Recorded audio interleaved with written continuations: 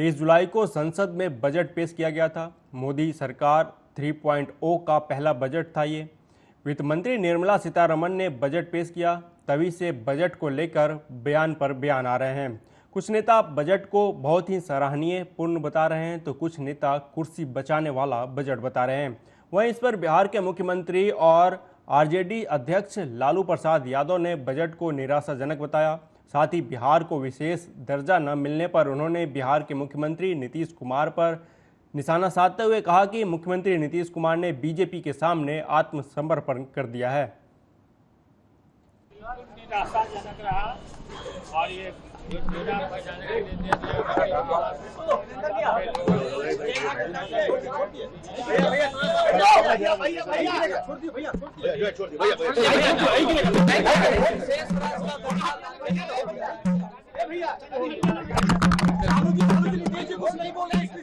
चुप रहे नीतीश जी। 1999 के कारगिल युद्ध विजय की 26वीं वर्षगांठ पर महाराष्ट्र सरकार कारगिल मेमोरियल पर लाइट और लेजर शो करेगी।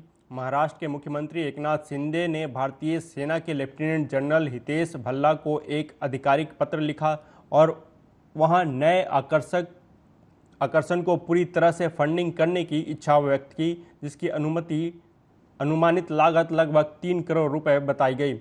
इसके बारे में ज़्यादा जानकारी शिवसेना प्रवक्ता कृष्णा हेगड़े ने दी। सम्मानीय मुख्यमंत्री और महाराष्ट्र सरकार ने जो भारतीय सेना को प्रस्ताव दिया है वो स्वीकार हुआ है। महाराष्ट्र 26वें कारगिल दिवस के उपलक्ष्य पर लाइट, साउंड और laser show Kargil war memorial पे लगाने जा रही है। हम सभी का धन्यवाद करना चाहते हैं। ये कारगिल दिवस के 26वें एनिवर्सरी पर सम्मानीय प्रधानमंत्री नरेंद्र मोदी जी की प्रमुख उपस्थिति। मध्य प्रदेश की राजधानी भोपाल में आरटीओ के निजी एजेंट अपनी मांगों को लेकर पिछले 10 दिनों से हड़ताल पर हैं। आरटीओ प्राइवेट एजेंट का आरोप है कि नए आरटीओ जितेंद्र शर्मा एनआईटी के नियमों की अनदेखी कर रहे हैं और अपनी तानाशाही चला रहे हैं, जिसको लेकर एजेंटों ने परिवहन आयुक्त को ज्ञापन दिया। कियो संचालक अभिषेक शर्मा और जगदीश त्यागी ने कहा कि नियम अनुसार काम होना चाहिए और नए आरटीओ नियमों का उल्लंघन कर रहे हैं। हमारी मांगे जो विधिवत एनआईसी केंद्रीय मंत्रालय नितिन गडकरी जी और मोदी जी का जो कहना है कि डिजिटल इंडिया हम बनाना चाह रहे हैं, हम लोगों की भी मांगे यही है कि जो डिजिटल इंडिया मोदी जी और नितिन गडकरी जी के उसमें बोला गया है कि सब कुछ पेपरलेस और फेसलेस आरटीओ में परिवहन विभाग में चलेगा। हमारा भी कहना यही है कि जो केंद्रीय मंत्रालय ने जो आदेश जारी किए हैं कि एनआईसी के तहत पेपरलेस और फेसलेस काम होगा, जिसमें ना तो किसी व्यक्ति को आने की ज़रूरत है और ना ही उनको प्रेजेंट होने की आरटीओ में ज़रूरत है। एक ओटीपी के माध्यम से पूरा काम होना है। लेकिन हमारे जो प्रभारी आए हैं यहाँ पर जितेंद्र शर्मा जी, उनका कहना ये है कि हम पुराने ढर्रे पर चलेंगे। जो नोट शीट पहले चलती थी, जो पहले पेपर चलते थे, वही आप लेकर आइए, उसी ढर्रे में हम चलेंगे। केंद्र शासन का क्या है प्रावधान मुझे नहीं पता।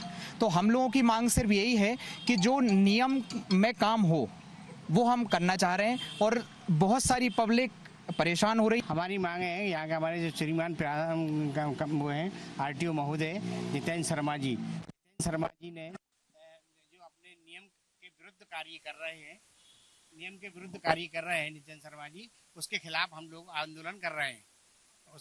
उसके खिलाफ हम आंदोलन कर रहे हैं और हमारी मांगे है कि इनको यहाँ से स्थानांतरण किया जाए, जो कि अस्थायी रूप से यहाँ पर आए हुए हैं, अभी स्थायी नहीं है।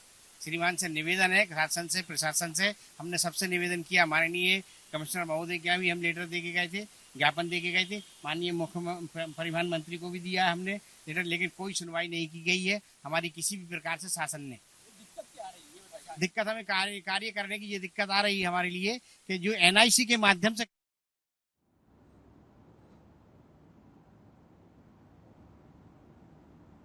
मध्य प्रदेश के सीहोर जिले के ग्राम सकलनपुर में पहाड़ी स्थित मां बिजासन धाम पर श्रद्धालुओं से भरी एक गाड़ी भैरव घाटी पर पलट गई। बताया जा रहा है कि गाड़ी में 13 श्रद्धालु बैठे हुए थे जो मां बिजासन के दर्शन करके नीचे आ रहे थे। तभी भैरव घाट के पास गाड़ी का ब्रेक फेल हो गया और गाड़ी अनियंत्रित होकर पलट गई। बताया जा रहा है कि इस दौरान गाड़ी का ड्राइवर गेट खोलकर नीचे कूद गया। इस घटना में इलाज के दौरान एक श्रद्धालु राकेश की मौत हो गई, वहीं 12 लोग घायल हो गए।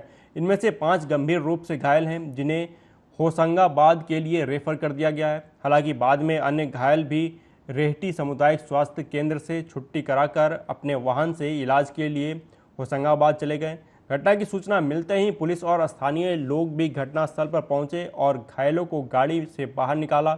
ये सभी लोग खरगोन जिले के रहने वाले बताए जा रहे हैं। लेकिन सवाल यह है कि ओवरलोड वाहन सकलनपुर पहाड़ पर सवारी लेकर जाते हैं, जिससे पहले भी कई घटनाएं हो चुकी हैं, फिर भी प्रशासन के द्वारा कोई कार्रवाई नहीं की जाती जिससे घटनाओं को रोका जा सके।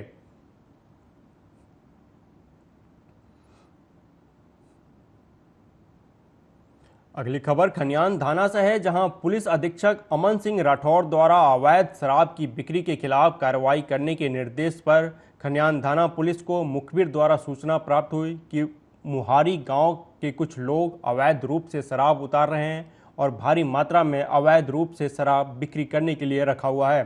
सूचना पर खनियान थाना पुलिस ने कंजर डेरा पर दबिश देकर आरोपी रामनिवास कंजर के कब्जे से 12 प्लास्टिक के ड्रम जिसमें करीब 2400 लीटर लाहन बरामद किया, जिसकी कीमत करीब 1.5 लाख रुपए बताई जा रही है, जिसे मौके पर नष्ट किया गया।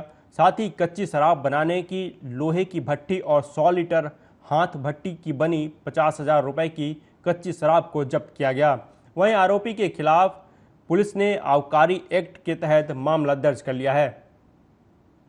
शाम को मुखबिर द्वारा सूचना प्राप्त हुई, मुहारी में कंजर डेरा भारी मात्रा में शराब पाई जा रही है, अवैध रूप से भारी मात्रा में। वो सूचना के आधार पर कंजर डेरा पर दबिश दी गई तो आरोपी रामनिवास कंजर पकड़ा गया। उसके कब्जे से 100 लीटर देसी शराब हाथ भट्टी की तथा 12 ड्रमों लाहन रहा था, जो 24 लीटर लाहन था, उसको नष्ट किया गया मौके पर। शराब बनाने की भट्टी जब्त हुई है। कुल 2 लाख।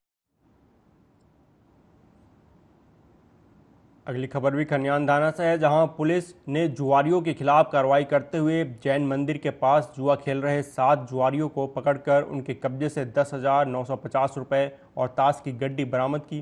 पुलिस ने सभी के खिलाफ जुआ एक्ट के तहत कार्रवाई की है।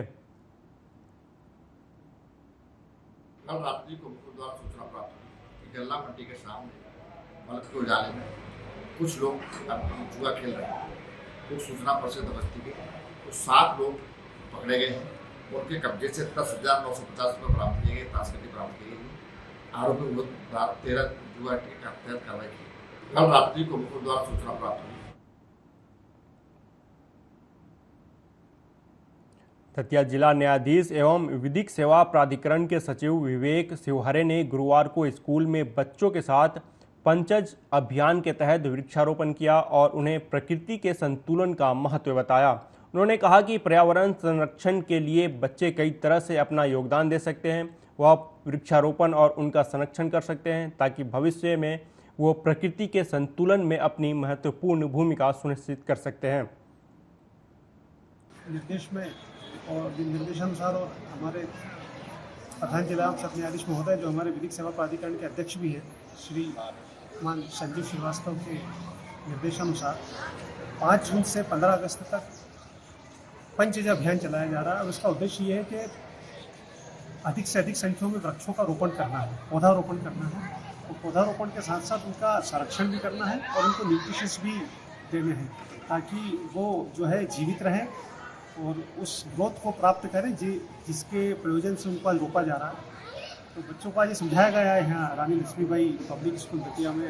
आज इसी तारतम्य में एक कार्यक्रम आयोजित किया गया था छोटा सा। तो यहाँ बच्चों को समझाया गया है कि पर्यावरण संरक्षण बहुत जरूरी है और पर्यावरण संरक्षण में वो अपना योगदान दें और जिस तरीके से भी दे सकते हैं। यदि वो पेड़ लगा सकते हैं, पेड़ों का संरक्षण कर सकते हैं तो बहुत ही अच्छी बात है, वो निश्चित रूप से करें। लेकिन अगर किसी कारण से उनके लिए संभव नहीं हो, क्योंकि वृक्षारोपण और वृक्षों का संवर्धन हर किसी के लिए संभव नहीं होता, तो अगर वो किसी कारण से ऐसा करने में खुद असमर्थ पाते हैं तो उनसे ये भी उनको अपेक्षा की गई है उनसे कि पर्यावरण संरक्षण में अपना जैसे संभव वैसे योगदान दें। अनावश्यक इलेक्ट्रिसिटी कंजम्पशन अगर उनको देखने को मिलता है तो उसको रोकें। पानी का अगर कंजम्पशन उनको अनावश्यक दिखाई दे रहा है, ऐसा दिखाई दे रहा है कि पानी बर्बाद हो रहा है तो उसको रोकें। जो भी प्रकृति का जो मंशा है उसके अनुरूप कार्य करें, ऐसी उनसे अपेक्षा की गई है और ऐसे उनके टीचर से भी अपेक्षा की गई है। Thank you. वहीं मध्य प्रदेश के दतिया में शुक्रवार को प्रधानमंत्री उत्कृष्ट महाविद्यालय में रिप्लेसमेंट ड्राइव का आयोजन किया गया है। इस रोजगार मेले में अलग अलग कंपनियां शामिल होंगी और प्रतिभागियों को रोजगार का मौका देंगी। जिला प्रशासन एवं एक्सीलेंस कॉलेज के प्राचार्य ने सभी कॉलेजों के विद्यार्थियों से अपील की है कि वह अपने प्रमाण पत्र का सत्यापन कराएं और नौकरी पाने का यह सुनहरा मौका हाथ से न जाने दें।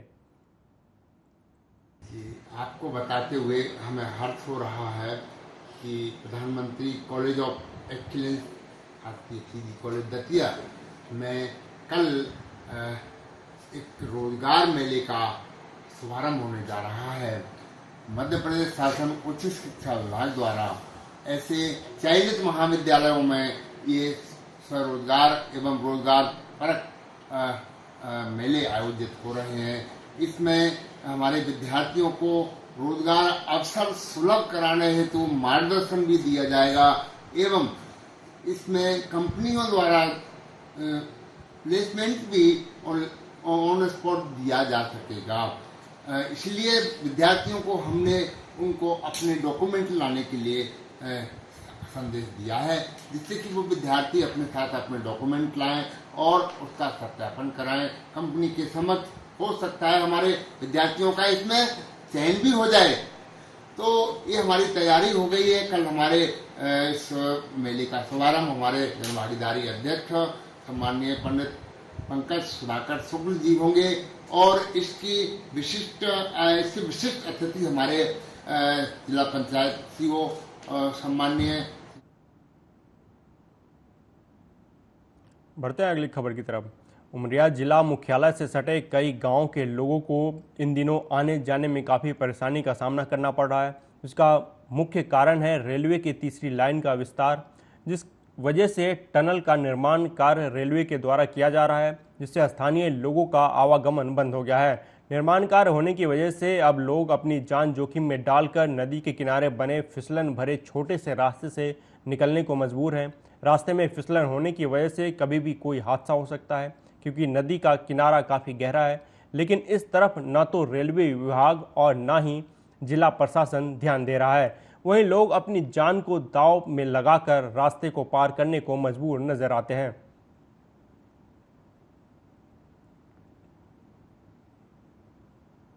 अगली खबर बिहार के नालंदा से है, जहां आपसी वर्चस्व में दो पक्षों के बीच जमकर मारपीट और गोलीबारी हुई, जिसमें गोली लगने से एक व्यक्ति घायल हो गया। दरअसल नूरसराय थाना क्षेत्र के दुआरा गांव में आपसी वर्चस्व को लेकर दो पक्षों के बीच गोलीबारी की घटना हुई। गोलीबारी में एक व्यक्ति को पैर में गोली लगने से गंभीर रूप से घायल हो गया, जबकि एक व्यक्ति मारपीट में घायल हुआ। दोनों पक्षों के बीच हुए झगड़े के दौरान अचानक गोलीबारी शुरू हो गई, जिसके बाद दोनों पक्षों को समझाने गए दिवाकर कुमार के पैर में गोली लग गई, जबकि मारपीट में दूसरे पक्ष से विश्वनाथ कुमार घायल हो गया। घायल दिवाकर कुमार को प्राथमिक उपचार के बाद बेहतर इलाज के लिए पटना रेफर कर दिया गया, जबकि विश्वनाथ कुमार को भी हायर सेंटर रेफर कर दिया गया है। नूरसराय थानाध्यक्ष रजनीश कुमार ने बताया कि दोनों पक्षों की ओर से बयान दर्ज कर मामले की जांच की जा रही है। दरुवारा में दो पक्षों के बीच जो है आपसी वर्चस्व को लेकर विवाद हो रहा था। प्रथम पक्ष से जो है ये विकास नाम है और दूसरे पक्ष से जो है जो घायल जख्मी अभी जो आए हैं विश्वजीत नाम है, विश्वनाथ नाम है। विश्वनाथ में ही विवाद हुआ और आपसी वर्चस्व को लेकर ही विवाद हुआ है, जिसमें विश्वनाथ के साथ मारपीट हुआ है और गोलीबारी की घटना हुई है। एक व्यक्ति को गोली लगने की सूचना है जो जिन्हें पैर में लगी है गोली, जो अभी जख्मी हैं और भर्ती हैं। क्या कुछ कार्रवाई की गई है सर? हाँ, उसमें जो है बयान लिया गया है, कार्रवाई हो रहा है, घर पे छापेमारी। बिहार के मुंगेर नगर निगम के सैकड़ों सफाई कर्मियों ने पेंशन, 7वां वेतनमान सहित अन्य मांगों को लेकर निगम के खिलाफ विशाल प्रदर्शन जुलूस निकाला। हाथों में झाड़ू लिए सफाई कर्मी अपनी मांगों के समर्थन में निगम प्रशासन के खिलाफ नारे लगाते सड़कों पर उतरे। दरअसल मुंगेर नगर निगम के सैकड़ों सफाई कर्मी हाथों में झाड़ू लिए सड़कों पर उतरे। सफाई कर्मियों ने बताया कि कर्मचारी संघ नगर निगम मुंगेर के बैठक में लिए निर्णय के अनुसार निगम प्रशासन द्वारा बार बार समझौता वार्ता किए जाने के बावजूद अस्थायी कर्मियों का पेंशन, 7वां वेतनमान नहीं दिए जाने जैसे कई मांगों को लेकर मजदूर सड़कों पर उतरे हैं। प्रदर्शन कर रहे लोगों ने बताया कि अगर उनकी मांगें नहीं मानी गई तो 1 अगस्त से सभी सफाई कर्मी अनिश्चितकालीन हड़ताल पर चले जाएंगे, जिसकी सारी जवाबदेही प्रशासन की होगी। मामला है, बिहार सरकार डी ग्रुप पद समाप्त कर दिया है। 2503 लेटर जो निकाला है, जितने भी बिहार में सफाई कर्मी है वो पद ही समाप्त कर दिया है, जिसके कारण सफाई कर्मी का बहाली नहीं हो रहा है। हम लोग की मुक्त मांग है 2503 लेटर जो विभाग निकाला है इसको समाप्त करें, 7वां वेतनमान लागू करें, पेंशन लागू करें, अंतर वेतन का भुगतान करें, अनुकंपा की बहाली हो, दैनिक और एनजीओ मजदूर का 600 रुपया प्रतिदिन भुगतान किया जाए। यही मुख्य हम लोग की मांग है। अगर हम लोग का मांग नहीं माना गया, आज जुलूस है 1 तारीख से हम लोग और अनिश्चितकालीन।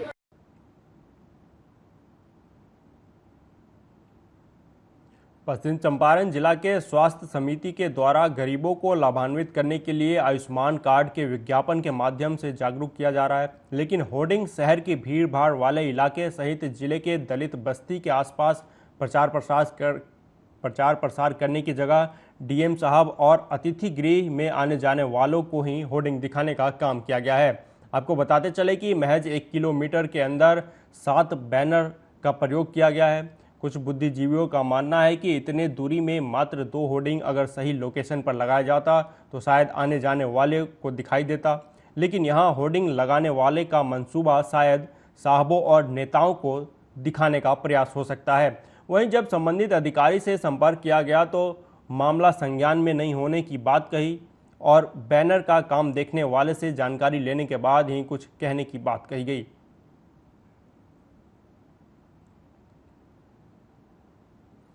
ये खबर उत्तर प्रदेश के अलीगढ़ से है, जहां अलीगढ़ में माध्यमिक शिक्षा संघ के बैनर तले जिला विद्यालय निरीक्षक कार्यालय पर धरना प्रदर्शन किया गया। यह प्रदर्शन शिक्षकों के लंबे समय से लंबित चल रही 13 सूत्रीय मांगों को लेकर किया गया, जिसमें पूर्व एमएलसी जगवीर किशोर जैन के द्वारा शिक्षक संघ के धरना प्रदर्शन में पहुंचकर मौजूदा सरकार के खिलाफ मोर्चा खोल दिया गया है। पूर्व एमएलसी का दावा है कि मौजूदा सरकार के द्वारा पक्षपात करने का काम किया जा रहा है, जबकि सरकार को शिक्षकों की ओर देखते हुए उनकी तमाम मांगों को मान लेना चाहिए, लेकिन लंबे समय से उनकी मांगों को पूरा नहीं किया गया। इसके चलते 13 सूत्री मांगों को लेकर आज उनके द्वारा एक पत्र उत्तर प्रदेश के मुख्यमंत्री योगी आदित्यनाथ के नाम भेजा है। साथ ही कहा कि जल्द ही उनकी मांगों को पूरा नहीं किया गया तो एक बड़ा प्रदर्शन किया जाएगा।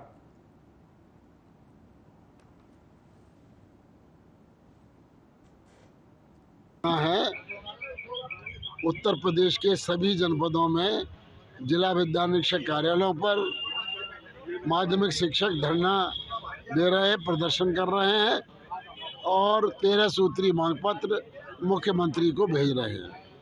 हमारी प्रमुख मांग है कि पुरानी पेंशन की बहाली होनी चाहिए।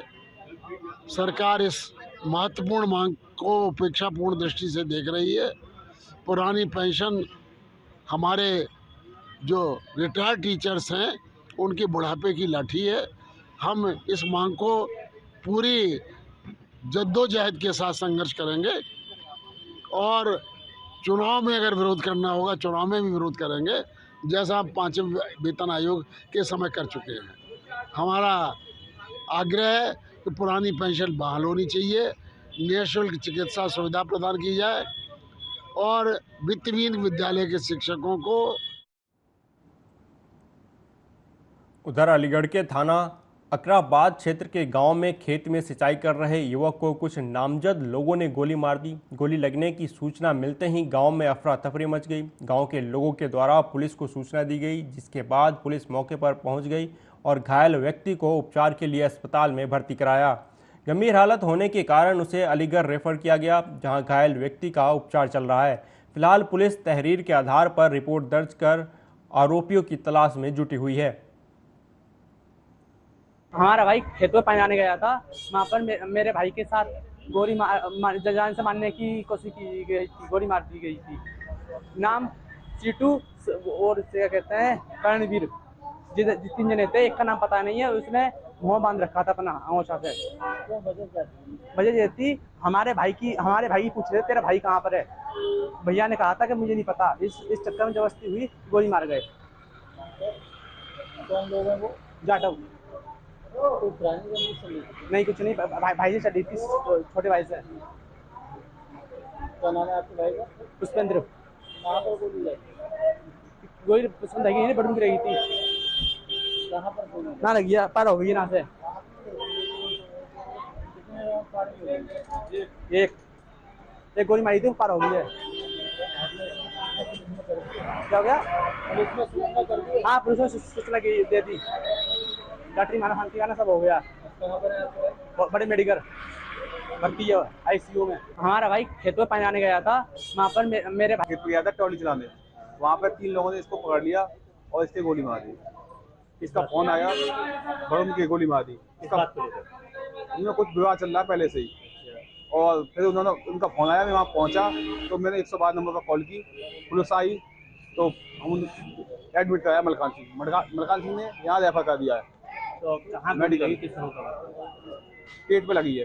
इस जगह का मामला है? ये पनेठी थाना अकराबाद, जिला अलीगढ़। अब स्थिति क्या बनी हुई है? अभी भर्ती है, वो एडमिट है, पता कर ले। कौन लोग को गोली मारी है? जाटव। कितने लोग थे? 3 लोग थे। विवाद किस बात का था? विवाद पता नहीं मेरे को। कौन लोग है, क्या नाम है उनके?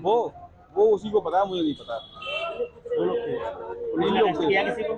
अभी तक नहीं पता, नहीं मुझे, मैं तो यहाँ शहीद दी आपके द्वारा? अभी नहीं दी, अभी तो इलाज चल रहा है। कहाँ पर चल रहा है? मेडिकल में। क्या स्थिति है? थाना अकराबाद पनेठी चौकी क्षेत्र में एक व्यक्ति द्वारा स्वयं को गोली लगने की सूचना दी गई। सूचना प्राप्त होते ही पुलिस द्वारा घायल का प्राथमिक उपचार कराया गया तथा FSL टीम द्वारा मौके का मुआयना किया गया। आरोपी को गिरफ्तार कर लिया गया है। तहरीर प्राप्त कर मुकदमा पंजीकृत कराया जा रहा है। सभी पहलुओं पर जांच प्रचलित है।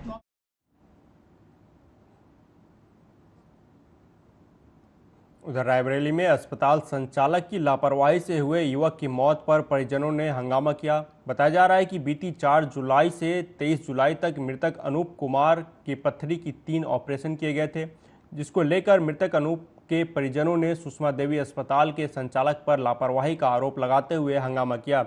वहीं सूचना पर पहुंची पुलिस ने शव को कब्जे में लेकर पोस्टमार्टम के लिए भेज दिया। मृतक अनूप हरचंदपुर थाना क्षेत्र के रायमऊ गाँव का रहने वाला था। उनको पथरी थी पित्त में। हाँ। तो वहाँ पे ऑपरेशन हुआ 4 जुलाई को। हाँ। फिर उसके बाद नहीं आराम मिला, ब्लड बहता रहा। फिर ऑपरेशन हुआ 7 जुलाई को जी। फिर उसके बाद आराम नहीं मिला। फिर उन्होंने बोला लखनऊ में अच्छा डॉक्टर है, अच्छा हॉस्पिटल है, परसों वहाँ लेके गए, अपनी गाड़ी में बैठा के पूरी सुविधा है, वहाँ ऑपरेशन कराया। फिर ऑपरेशन कराने के बाद बच्चे को 3 घंटे तक होश रहा। उसके बाद बच्चा बेहोश हो गया। फिर कल उन्होंने जवाब दे दिया। कल जब जवाब दिया तो हमने एम्स के लिए भर्ती कराया। गली में ही बच्चा दम तोड़ दिया। आप कौन है लड़के के? हम बच्चे के जीजा हैं। पैसा कितना लिया था इन्होंने? वहाँ पे 20,000 रुपया लिया। 1,28,448 रुपये का बिल बनाया था टोटल। अभी तक में 20,000 वहाँ दिया। फिलहाल इस बुलेटिन में अभी तक के लिए इतना ही। देश दुनिया की तमाम खबरों के लिए देखते रहिए आर्या न्यूज़। नमस्कार।